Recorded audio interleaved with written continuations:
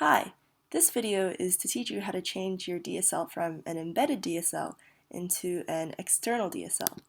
In other words, I'm going to make it so that you don't have to write these stupid quasi-quotes in front of your program, and your language user can just directly write the program in a whole separate file.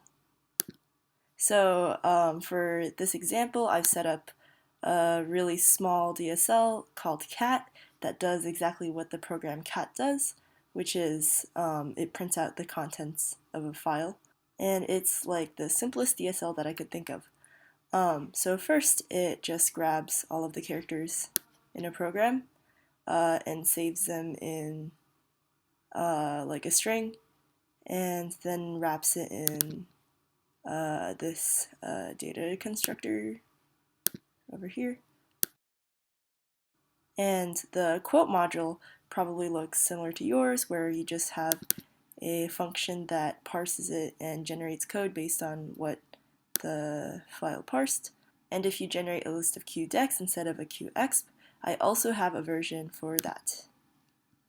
And I imagine your code probably does something pretty similar. The code generator is also pretty simple. All it does is print out the string that the program was stored in. The main program looks like this, but I also have another version for dec where you don't set main to the quasi-quotation. So now let's compile it and see if it works.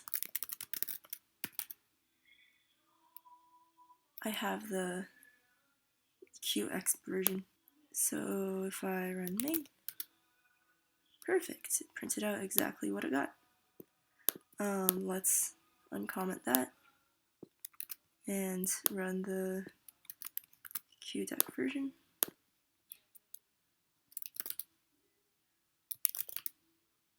Awesome, also works with version 2. So now to change it to an external DSL, you only need to change the quote module. I'm going to start with the X version and then show how to do it for the dec version. The idea here is we want to pass in the file as a command line argument at compile time. Intuitively, you would think, how about we just pass it as a command line argument to stack build? But that doesn't really work because Haskell is just not really prepared to work with argument at compile time.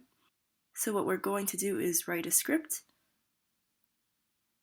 that first clears everything and then sets the first command line argument to this environment variable. And you can call it whatever you want, but apparently all caps is a convention, and set it to this variable for the duration of this command, stack build.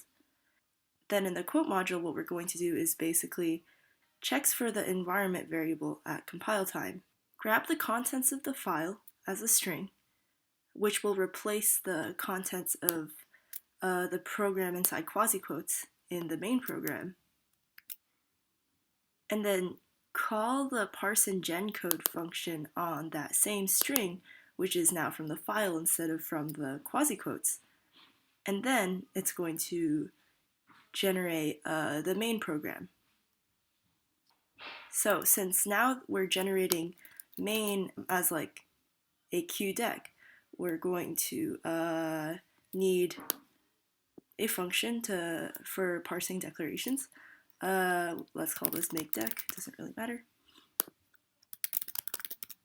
It's going to have type string to list of QDecs. It's going to take in input,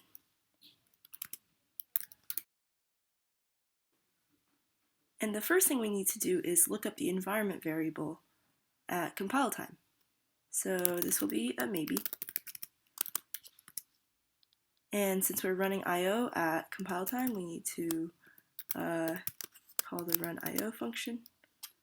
The run IO function takes in IO of A and gives back a Q of A. So we're just going to remember that for now.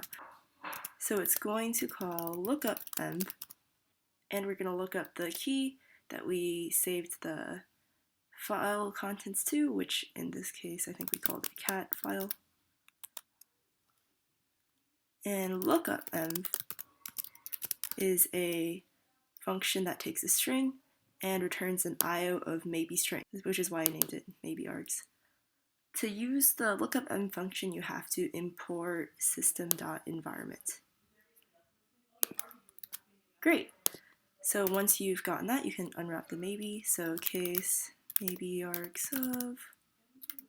In the nothing case, we can fail because we're working with a QMonad. Let's just write incorrect number arguments, as in they didn't pass in an input file. In the just case, you should get a file name, right? But in reality, if no command line arguments are passed in, the environment variable will probably just save the empty string as the file name, as a cat file.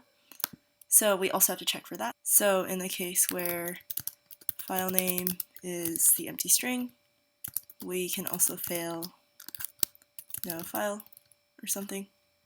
In the other case, we can get the program by running IO at compile time with the function read file. Then since we're making a list of QDecs, let's use the quasi-quotes with D for declaration. Then we want to set main equal to the result of parse and gen code that you are splicing in here. And instead of passing the typical string that we used to pass in to here, that was like from the original quasi-quotes, right? Like this would have been the original string. We're just going to pass in the string that came from the contents of the file. Great, so now this is your overall function that will be called here. And to make your quasiquoter call makeDec instead of parse and gen code, you need the program in quasi-quotes in the main function to be in the declaration position. So let's get rid of this. We can keep this the same. And we're going to ignore all the content in here, right? Because no matter what we pass in as the string from between the quasi-quotes, we're going to do the same thing and just ignore this original input, right? Because this input is never used in this function. So we can put anything in here, but we can also just leave it empty. Last thing before we compile, because you don't need this, you can just do that, of course. And I did also forget the word do here. Great, now let's try to compile it and run it. So if you haven't done it before, you have to mark your script as executable.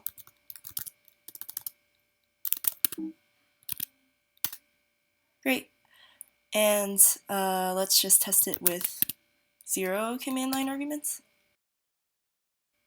Perfect, that's exactly the error that we expect.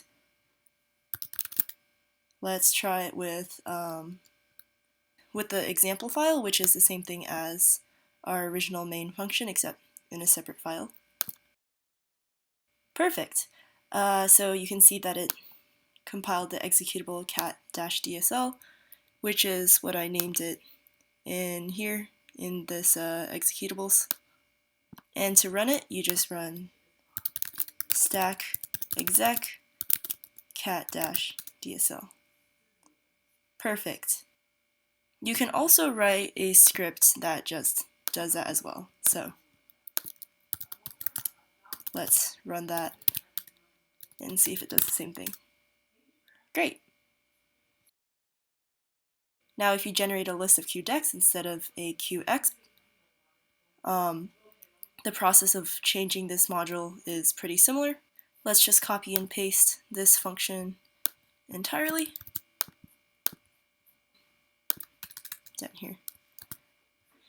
And instead of having parse and gen code spliced into this in the X position, all you have to do is directly call this function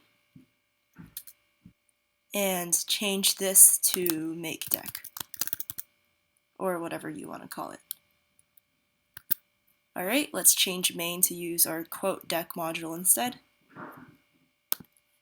QuoteDec. And now let's test this to see if it also works. Alright. Perfect. Oh, and the reason why you need to run stack clean full is because the Haskell compiler might look at this program and see, oh, nothing needs to be done here, because it might not realize that you're running stuff at compile time that changes the output. So stack clean full will make sure that it completely recompiles everything. So if I comment this out and change my program, let's add a 2 here, and try and recompile it. See, it doesn't actually do anything, and if I run it, it didn't actually look at the updated file. So we need to keep this in here.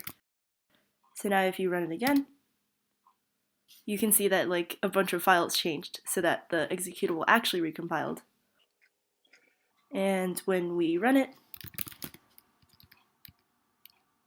it is the updated version. I can link the repository for this example in the description.